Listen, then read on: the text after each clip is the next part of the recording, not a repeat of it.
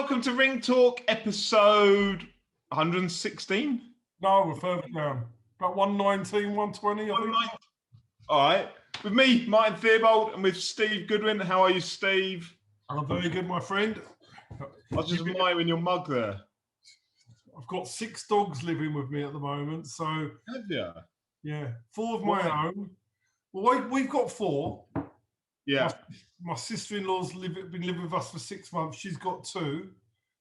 So we have got 6 dogs living with us. Now, you can imagine that's madness. Do they get on?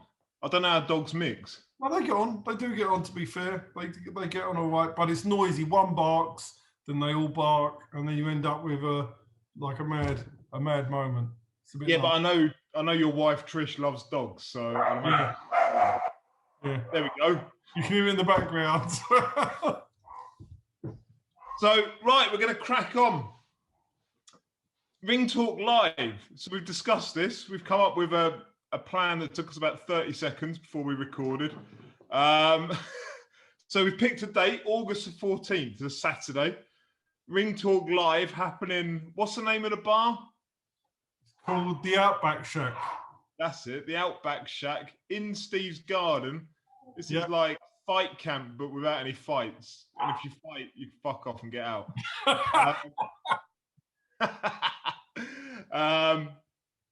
August 14th, Saturday, August 14th.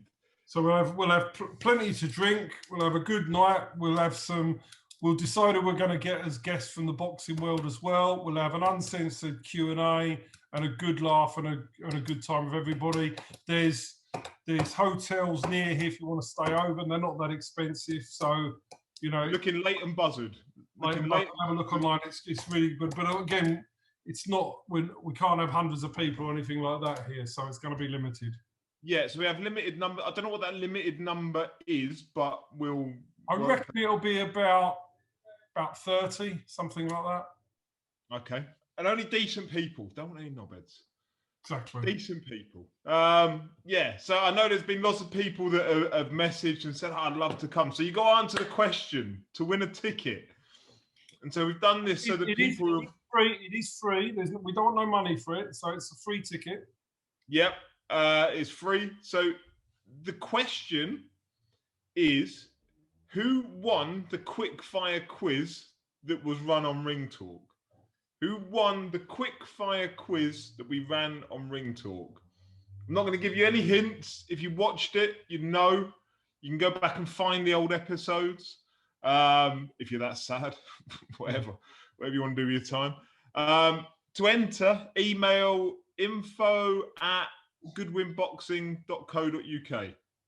Yeah. So that's info@goodwinboxing.co.uk with your answer, your name, your Twitter handle, your Facebook handle, whatever it is that we can contact you on, as well as your email address. And then we'll pick some winners. So we'll give you the details again at the end, but that's how to enter the quickfire quiz, the Ring Talk Live quickfire quiz question. There you go, I made that up. August the 14th, late and buzzard, and we'll have a cracking night. It'll be great fun. It will be. It'll be brilliant. So moving on from that, Goodwin Boxing, what's going on? It's all, kind of picking up momentum, but not ready to go, isn't it, I suppose? Yeah, I mean, we're going to have to assume, we're assuming that, we didn't go with, we didn't run with July in the end. We can't, because not with the 21st of June in jeopardy. So we have decided to postpone the July shows, but we are planning to run 3 shows. 3 promoters are going to be running shows in September. The 7th of September already has Jamani Camiro Conor Vian for the Southern Area Super Lightweight title. That's going on. And we have some other title fights we're working on for the other shows. And what we have done last week, we've spoken to all of the boxers, or as many of the boxers we can who wanted to, and we've allocated everybody their shows. So all our boxers now know when they're fighting. We're not going to do this July stuff and then postpone them waste their time because too many people are doing this July, and I think it's too risky for boxers. And we're working towards those September dates. And once we get the release from the government and subsequently the board, we'll be fully on it. In the meantime, we are now planning the top of the bills for those 3 shows. And there's some good fights in the pipeline, but we're waiting for approval for these fights to take place. So Jumanji Camaro, Conor Vian, that's a good fight. That is a good fight. Yeah. Do you know what Jumanji's been up to at the weekend? Skydiving, hasn't he? Skydiving with Andrew Fairley. Yeah.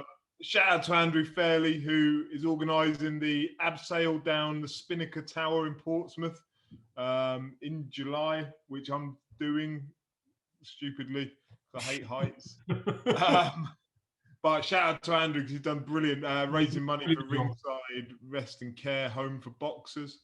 But yeah, Jumanji was jumping out of planes with Andrew at the weekend. He's a top guy, Jumanji. I love him to bits. He's a great guy, and to be honest, he's aiming to be a 2-weight Southern Area champion on that date. And it's a great fight with Conor Vian. And we work.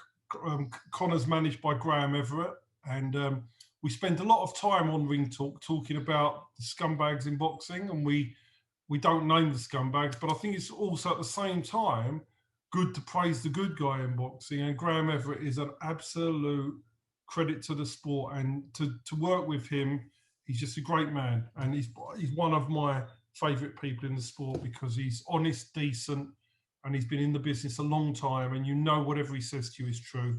And so I want to give utmost respect to Graham Everett, and that's who we've made the fight with because Conor Vian is managed by Graham. Awesome, good man. So you've got representation going into the board, presumably this week for and next week as well for the up title. So, and we're working on some other things as well. So, no, we're working on some good top of the bills alongside seeing some of our new talent, our new signings, which we will reveal down the line. Some of our, we've got ABA champions, we've got some exciting females, we've got some really, really good, exciting fighters to get behind, and we've also got those ones that are at title level now. But what we've got to remember with some of these fighters at the moment, with the whole plethora of boxing up in the air, the Eddie Hearn moving to DAZN, which is already done, but he's just not announced it yet. We need to see what's going on with the rest of boxing, who gets a Sky deal, who's going to get what, and there's a hell of a lot to play out here. And so we're sort of keeping a very close watch and an eye on that. So we've got a lot of our boxers who are ready for TV platforms. So, so we've got a lot to look forward to. And then we've also got a Plymouth show on the 16th of October as well planned. So, it's 4 shows in the space of about 5 weeks. So they're exciting times. Straight back into it. Exactly that. No, it's got to be good. So we should have some more information about more title fights next week, and then hopefully some more the week after that. So presumably all of the undercard level fights are matched. A lot are. Yeah. We get in there now, get it all sorted out. Preparation is key. So we've really I think we've matched 85% of all the fights are already matched. So we're all organised and ready to go, and it's important to do so. If we come back, there was a question. Was it John Bailey that queried it before about journeyman, overseas journeyman? Yes. Have you had to take that into consideration when matching up for September, presumably? Yeah, because basically what we will do first, for these shows, we will try to match UK wherever possible. Yeah. Because boxers know, we've told them all, there is a risk of some fights falling out of bed if you're not careful. So it is better to match UK with reliable journeymen. There's no point having journeymen that are notorious for pulling out. So with reliable managers, reliable journeymen. And again, we've got plenty of journeymen. So those that help us, we help them. And it's a case of trying to do the right thing with good people. So and I would hope to have the card pretty much fully matched by 3rd week, 4th week of June. We'll have it all done. Excellent. So, start getting some announcements out hopefully next week. Yeah, exactly. Certainly around the headlines. Exactly. Cool. Right. There's not a lot going on in the boxing world, is there, really? There's we'll come on to it shortly because I know there's a question about it. But Daniel Dubois' return this weekend. What happened at the weekend? Oh, Devin Haney. Yeah. Did you see it? I did. I watched it. Yeah. So, do you know what? Shout out to DAZN and their app. I love it. It's brilliant. So I can wake up on a Sunday morning, spoiler free, get onto the app and just watch the highlights of the fights that I'm not really that asked about. Like, I don't know, Chantel Cameron, for instance. It'll give me a decent highlight package of that. Decent highlight package of the Martin J. Ward fight. And yeah, you can just kind of skip your way. If you haven't got 5 hours to sit and watch the entire show back, that app is brilliant. Yeah. And yeah, so no, I did watch the whole of the Devin Haney fight. Devin Haney against Tiefi Lopez, who wins? Lopez wipes him out. Yeah, I think so as well. Wipes him out. I think Tank Davis would wipe him out. I think, do you know, I even think Ryan Garcia would beat him. I'm not overly impressed. And I realise he's only 22 years old. I actually feel like that title that he's been handed is more of a hindrance than a help. Because there's a pressure on him to fight bigger and better names as he's still clearly learning his craft. I don't think that benefits him at all. And, you know, Linares is a featherweight. He's a super featherweight. He's not really a lightweight. And I don't think Haney did himself any great favours out of it, personally. No, I mean, I think Lopez levels, beats him comfortably. That's my opinion. I think, as we've always said about Lopez, we think he's special. That Devin Haney is not, in my opinion. He will get an absolute pasting from Lopez. Yeah, no, I'd agree. I think the one I want to see is Gervonta Davis and Lopez. Yes, good fight that. That's a fight I'd love. I think probably more than Fury Joshua, more than any other fight in boxing. That's the fight I want to see. I've got to say, I'm bored with Fury Joshua. I'm bored to the end. I'm so bored with that fight now. It is so boring. It is just, it was a fight that was never, ever going to happen. Richard Poxon knew that when he asked that question. I assumed normal things were out there. I thought, he's going to take step aside money, but Richard knew. That's why I asked that. That was never going to happen, that fight. This was without a doubt payback to Eddie Hearn for Shirley Winkle, for the stuff he's done with Warren, where he's upset them, for the insults he's given some of these people. And they've just come back, and they've obviously all clubbed together and decided that this is what happened, in my opinion. They've all decided they were never doing that fight. And this was their payback to Eddie Hearn, I think. Yeah, I agree. I think it's teaching him. It's like the older men teaching him a lesson and a bit of respect. But ultimately, I feel sorry for Hearn out of it. You know, he clearly worked his balls off trying to make it happen against the odds, and ultimately it didn't happen. I feel for him to some degree out of it. Well, I agree, because he was doing what the fans wanted to try and get that fight. But in my opinion, you've also got to remember, and I'm a conspiracy theorist, Joshua's only got one fight left on the deal.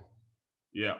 If Joshua is going to leave, it makes sense to delay that with another fight, doesn't it? Yeah. And it makes sense for Hearn to push for the Fury fight as that last fight on the contract. Just in case, because I'm not saying Joshua should leave, because I don't think he should, because I think Hearn's done a brilliant job with him. But you never know in boxing. I've learned with people that have sat in front of me and told me one thing, and 10 minutes later they're doing something else. So you just never know in boxing what people are going to do. I actually hope Joshua stays with Eddie Hearn, but he may not. And this may be another thing that's being played out here. The whole thing may be all about. It may be a total stitch up. This. Yeah, there's a lot of moving parts, isn't there? That's eventually. It's all come out. It always does. So, right, let's crack on with the questions. I think that will cover what we need to in the boxing world this week. We'll start off with Joel Green.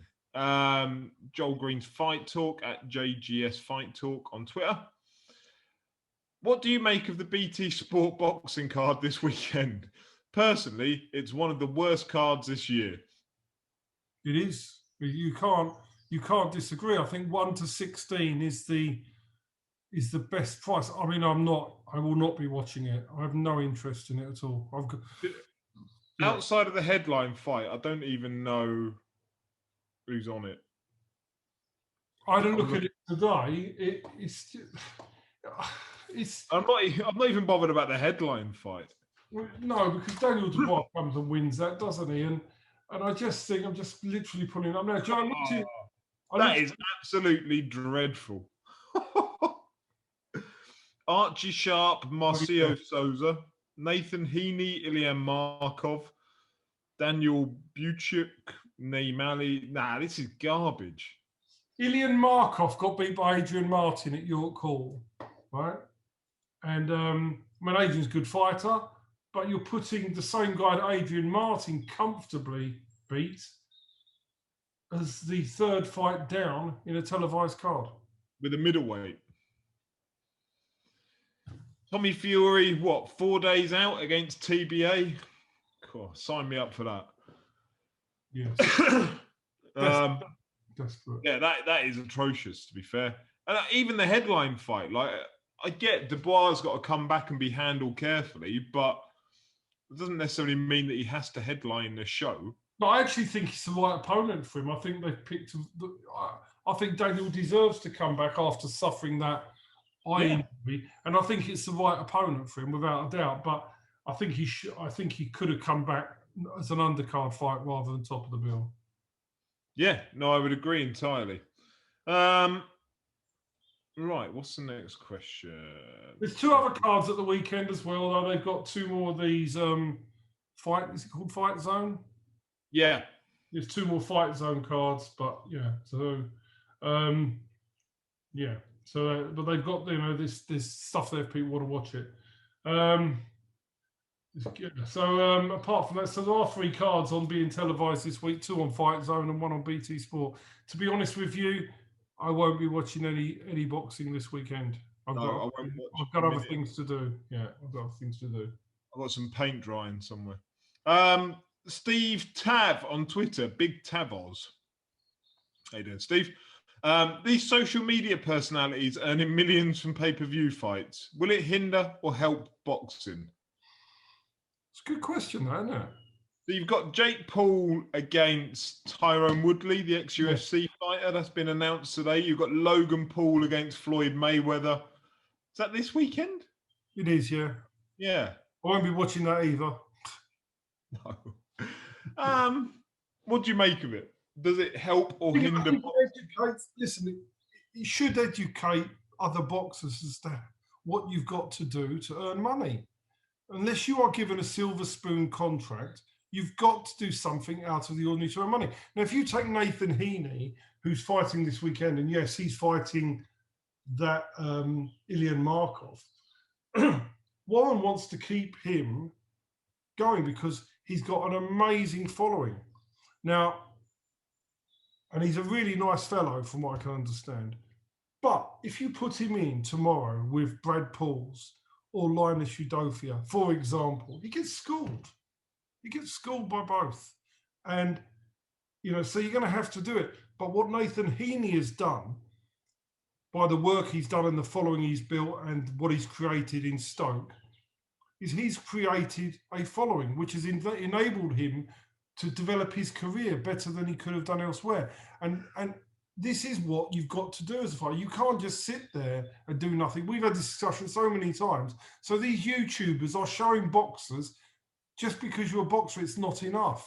In this world, reality TV is everything. My wife watches all of it. So, I mean, whatever reality TV it is, she's watching. So they love reality TV, and boxers that are playing to an audience, it can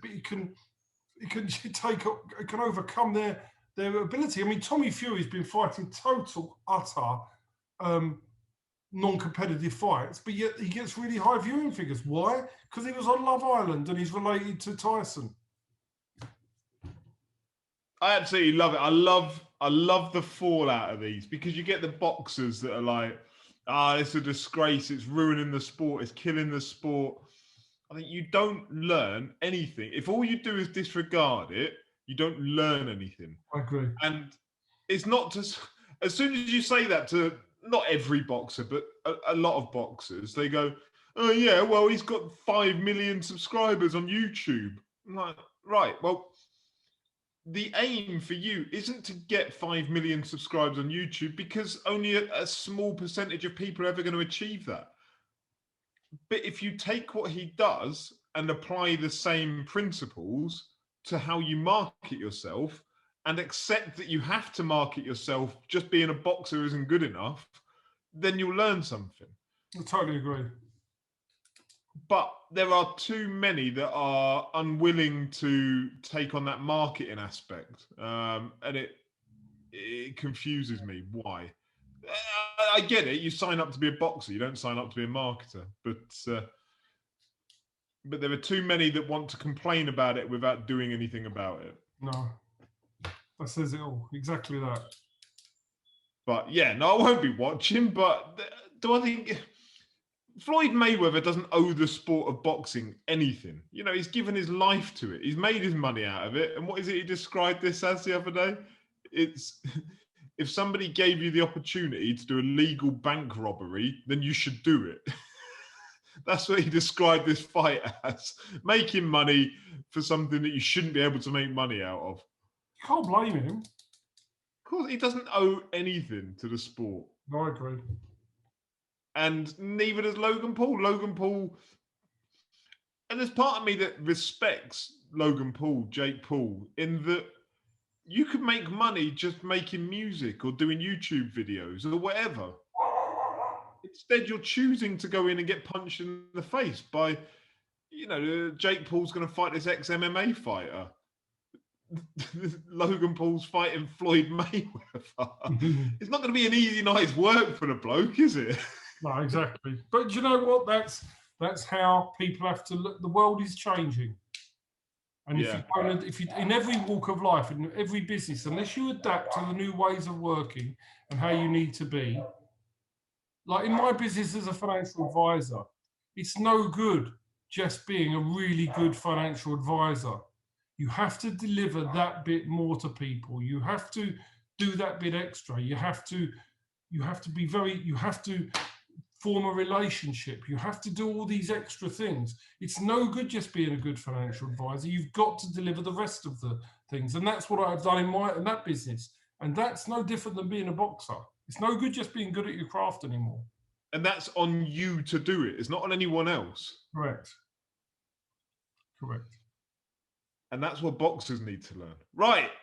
Joel Green is back. If Linus Udofia fought Brad Pauls, who would win? It'd be 0-0 because they wouldn't hit each other.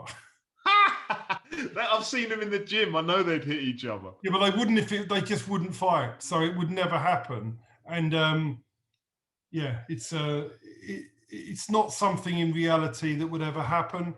And they're two different types of fights. And I wouldn't want to comment on that. And it's not, they're best mates and like brothers to each other. So that would never happen. You know, it's such a hard one though. Like if they were to fight, who would win? Like, you're not going to give an opinion on it. I will. Brad, you would fancy carries more power out of the two of them, and would look to back Linus up. But Linus is so skillful, so slick. It would be so difficult for Brad to properly pin him down. Linus could counter punch his way through the fight, but if Brad got to him, don't know. I want your opinion, Joel. Doesn't matter what I think. Castella King, he's back.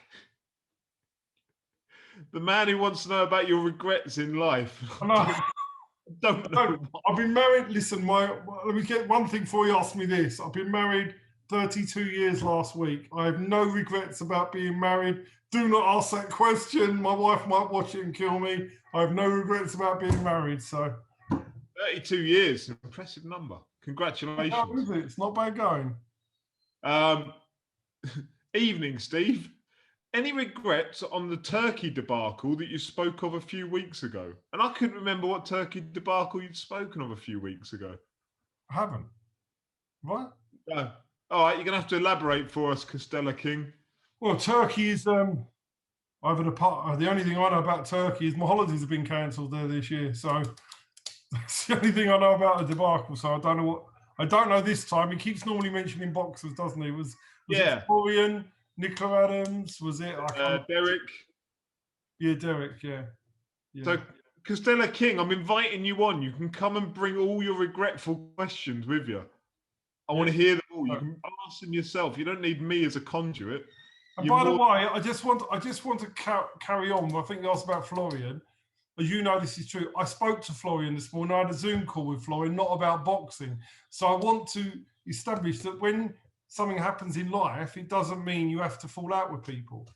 It doesn't mean you fall out, because Florian was always very respectful. So I had a good chat with Florian this morning. So that was it's important to know because things happen, there's no big resentment and fights with people. The only time you have a fallout with somebody is if somebody wrongs somebody. That's different. But if nobody wrongs anybody, it's not a problem, is it?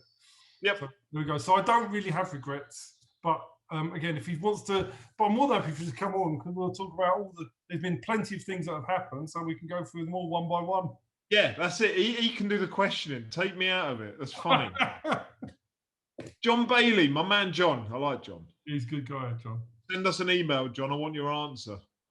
John, can you foresee a time in the next 5 to 10 years where we see a shift in power from the 4 major sanctioning bodies to in-house belts? Yeah, I can. I mean, the thing is, to set up belts is not that difficult.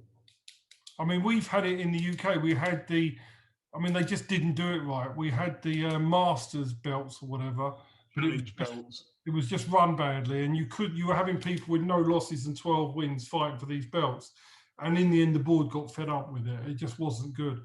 But moving forward, yes, I think it's going to happen.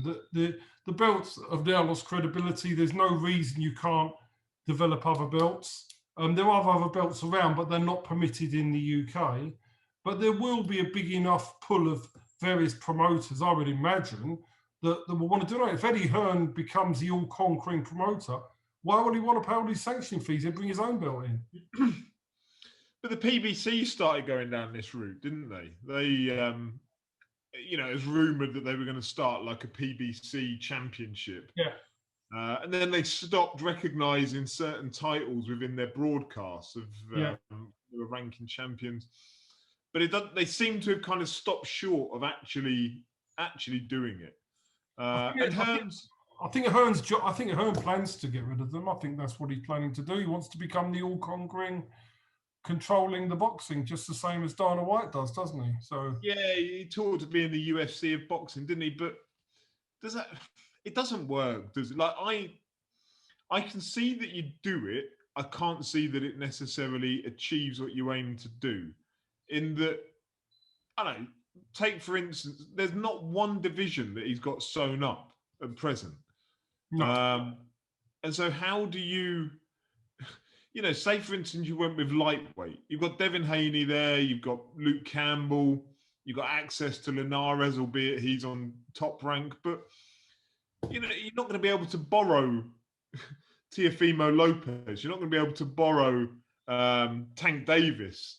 And so you'd end up with your own title that is as meaningless as all the other titles that are already out there. It'd muddy the water for me. It just becomes another, it's a money thing, because you're paying, how much sanction fee did they pay for Sharon Courtney against Ebony Bridges, right? And let's be real about that. If you're going to sanction them as world titles, you don't tell me that is now a proper body you can have faith in. So I think it's rife, and I think the question was, do I think in 5 or 10 years it will change? The answer to that is definitely yes. I think it will. It will not be as it is today. Also, do you see similar happening where promotional bodies take over from regulators and administrative bodies such as the BBBFC? That's an interesting one. I have my own thoughts on on how that lies. Come on, then you go first. I don't think you can have. Well, you can, and there clearly is, but I don't think you can legitimately have an organisation run a sport that has no governance above it. So I find it absolutely insane that the British Boxing Board of Control, I'm not saying they do a bad job or anything like that, but they are their own bosses. They are their own governance. I find that absolutely mad. In a sport where drug testing is minimal and rules and regulations aren't really updated very often to stay aligned with science. The research that goes into it is there are advancements that could be looked into and could be made in time that aren't done. All these things, like the fact that boxing kind of stands still in a sport that is so dangerous, and there could be advancements to make it safer, because there's no pressure to do anything better, because you're your own bosses. I don't think that's sustainable over time. I think all it'll take is a death, 2 deaths, to be linked back to PEDs, and somebody starts asking the questions about why was there not better testing before somebody steps in and makes a big change. Which, as I say, I don't think the board do a bad job of running the sport at all, but I also don't think they're incentivized to do better.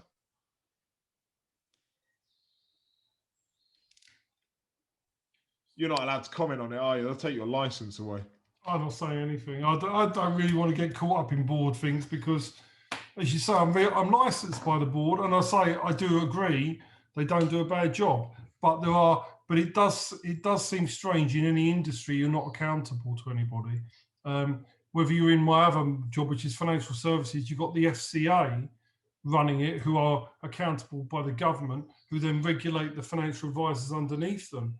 And then you've got all these tests, fit and proper, everything else that is out there, and it's totally regulated, and everybody is answerable, and you end up going as far as the government. With boxing, it isn't. I mean, you had the outcry with the Panorama thing a few months ago with the allegations in Panorama, but there's nobody really even talking about it. It's just, oh well, we don't work with that, whether they should or shouldn't, but there's no real upper end of regulation. The board can only do what they do within their rule book.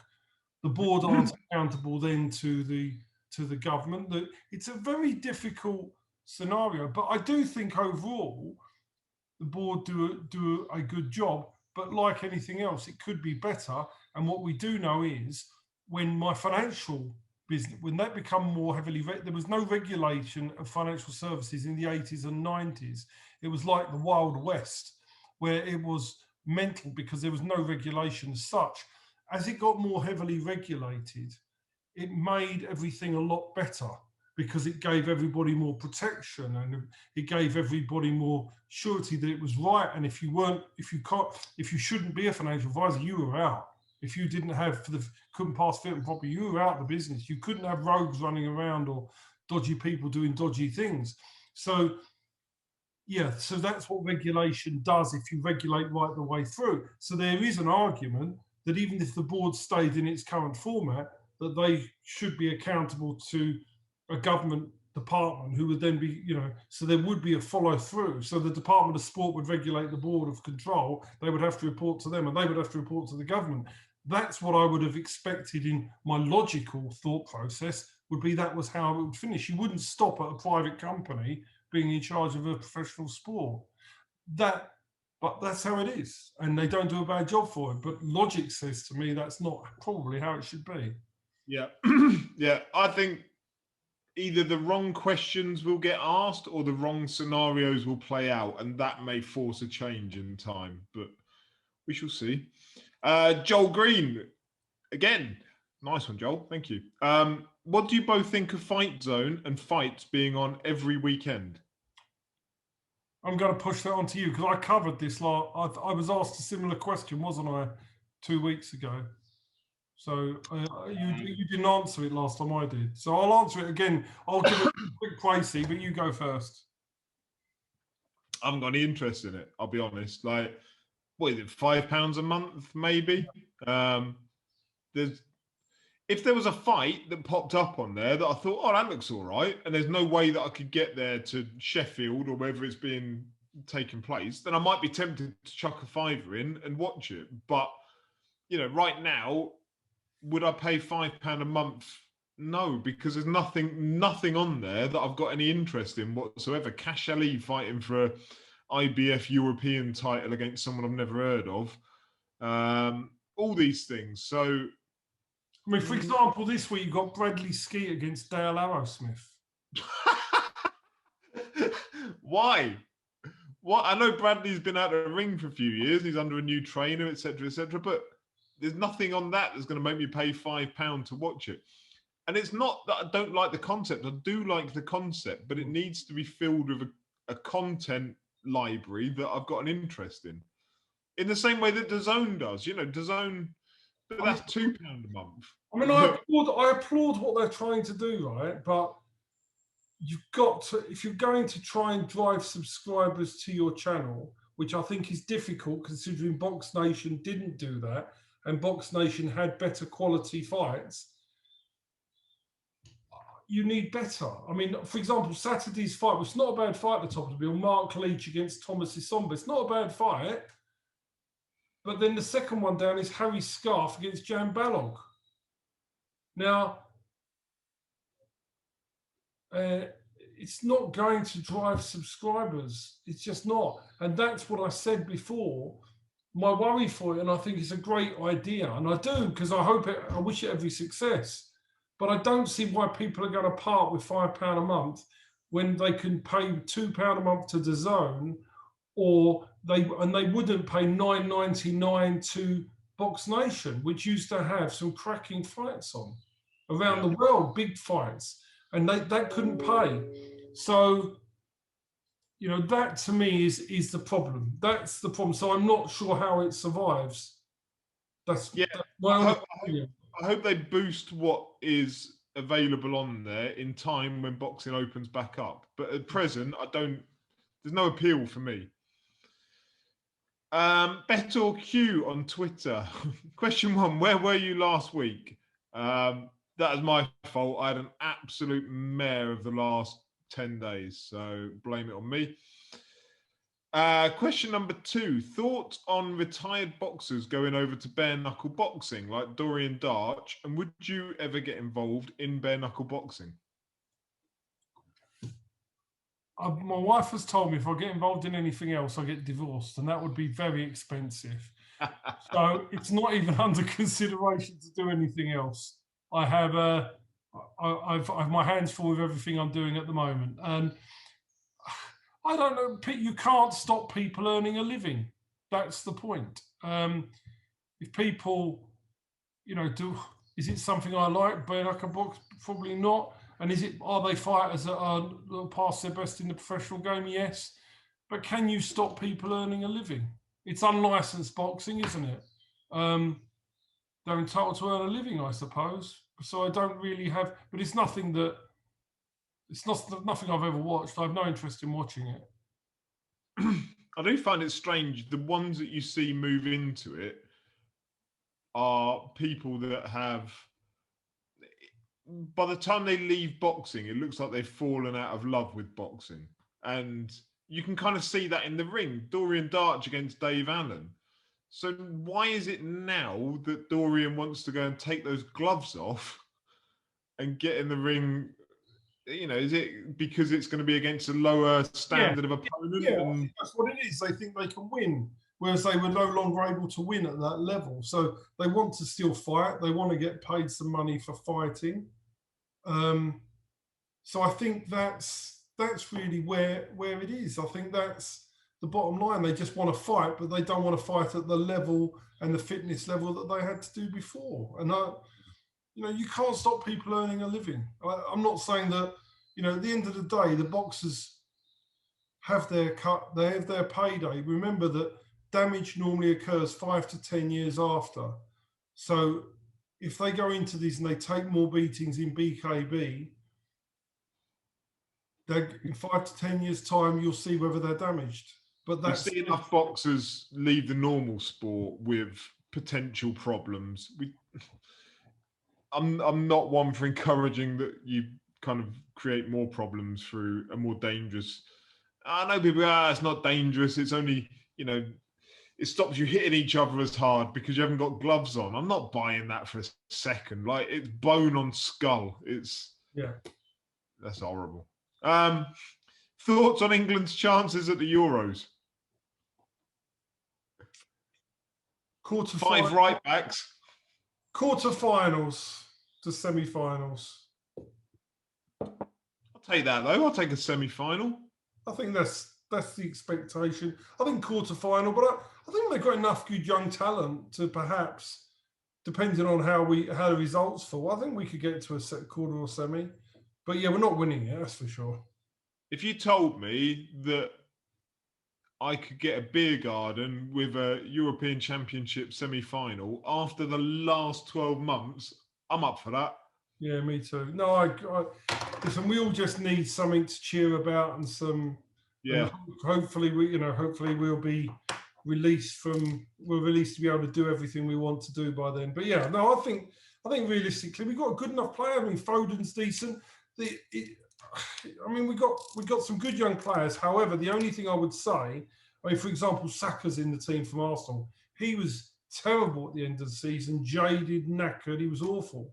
So these young players that are being selected have had very long seasons for young players. So, there may be some fallback. But I mean, Foden and Man City is a brilliant player. We've got some really good players. So I think it's the best squad we've had for a long time. Can I be controversial about it as well? Go on. We haven't got the right person in charge. If Gareth Southgate left the England job tomorrow, what level of club management would he go into? It'd be like Newcastle, somewhere between Newcastle and Everton. Yeah. Outside of Europe, above relegation, somewhere around that. Is that like Mikel Arteta then? Well, at least you've got a manager. I'm a Spurs fan. We don't have anyone. No. Yeah, but it doesn't inspire you to think that there's nothing there that says he's the right person to lead a young, talented group of players into the European Championship. No. Final questions from John Bailey. What's Steve's take on Fury Wilder 3? Will he be putting money on it? No. Do you think Wilder has a better shot in this third fight than he did in the second, with retrospective view of the second? Yes, I do because I think Fury. I think Fury wins. I think Fury wins again, but I think this time Wilder knows this is it. This is it now. He's got to produce, and for Fury, there's been a lot of hoo-ha and everything else going on. He may not be, even his dad said he doesn't know if he'll be as focused as he should be. And that was from his dad. Yeah.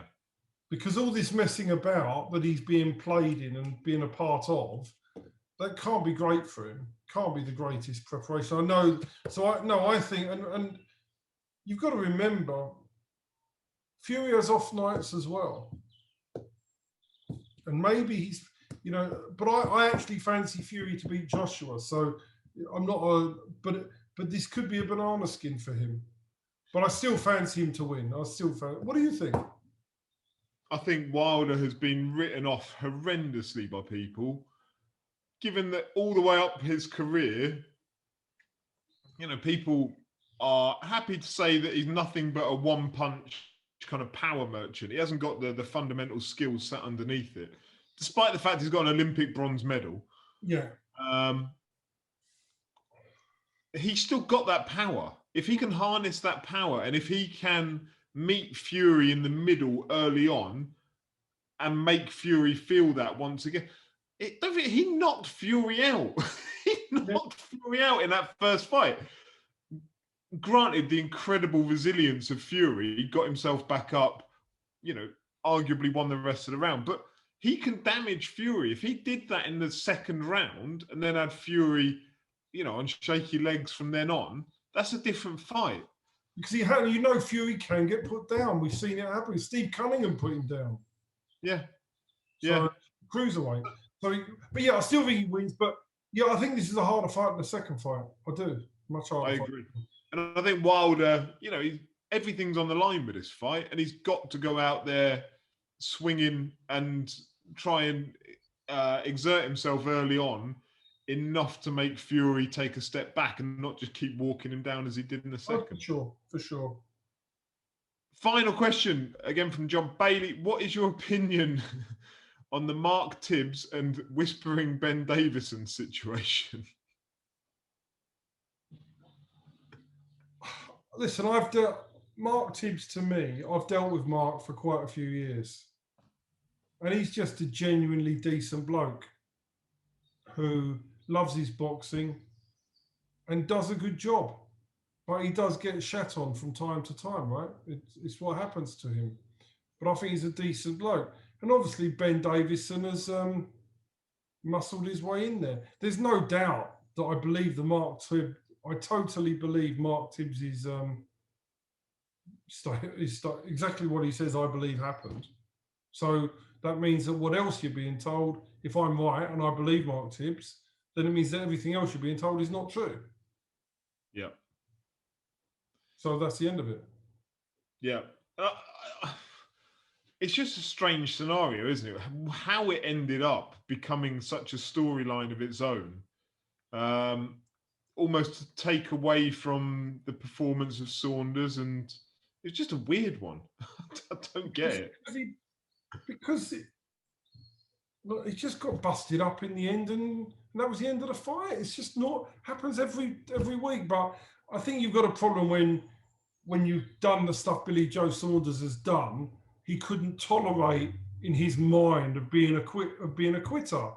And he quit. But many boxers quit in fights. It's normal. When you've had enough, you've had enough. When you've got an injury, you've had enough. It's normal. But because of that, they then had to concoct this whole shebang around it, which makes it worse. If they'd just gone, yeah, I put up a good fight, but once my thing was gone, it was gone. I apologise to Daniel Dubois. I shouldn't really have said that to him. I felt this power. I tried my best, and I hope to come back again. People who have gone, well done, Billy Joe. You've done really well. That's all he had to do, and it would have been the end of the story, right? Yeah, and instead you've ended up with this weird scenario of trainers talking over trainers, and videos going missing. Sometimes whoever's advising him on his PR, whoever's advising him how to play things, are getting this toe wrong. The boxers need. Anthony Joshua has got a brilliant PR team around him, right, to portray him in a certain light. You've got the worst possible PR around Billy Joe Saunders. Some of it's caused by himself, of course, but it could so easily have been managed better. And he could have come out of that fight with credibility. Now you've got people looking at him and going, you dickhead, not only did you quit, you then tried to silence your trainer. And that's unfortunately how a percentage of the boxing world will look at him. And nobody needed to look at him like that after he tried his best in that fight, Yeah. Odd one. Right. That's it. That's all the questions. Ring 5. August 14th. Leighton Buzzard. Send in your answer to the question of who won the quickfire quiz when we ran it to info@goodwinboxing.co.uk. Send it in, send your details, and we'll pick some winners, and we'll announce that, probably in a couple of weeks, maybe give people enough time to book. I don't imagine you'll get 25, well, it'll be 25 to 30 people getting it. So I would imagine if you get the answer in, you'll get a spot. Lovely. Right. Thank you very much, Steve. Next week, hopefully, we'll have some title fights to announce, talk about, start doing some boxer planning. Well, you will. I won't. I'll Excellent. Have a lovely week. Cheers. And you too, Martin. Hope you have a better week than the last week, anyway. It can't be worse. Glass half full. Good man. See you later. Bye. Bye-bye.